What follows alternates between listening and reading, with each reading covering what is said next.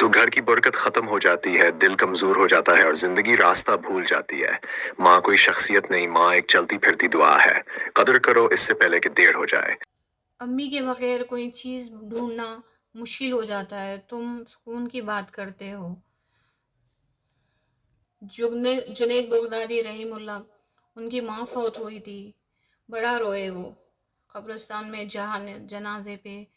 لوگ کہنے لگے کہ ہمیں دس دیتا ہے صبر کا، یا ان اللہ الصابرین، اپنے آنسو نہیں رکتے تھے۔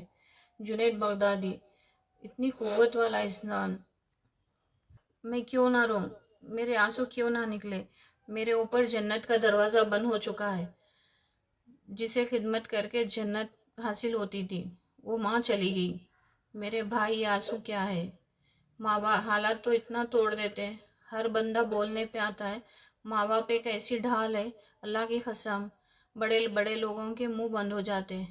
ماں باپ چلے جائے نا، لوگوں کو ذلیل کرنا، بیٹیوں کو رسوا کرنا اس گھر میں ہے۔ کون پیچھے آتا ہے، کون پوچھتا ہے؟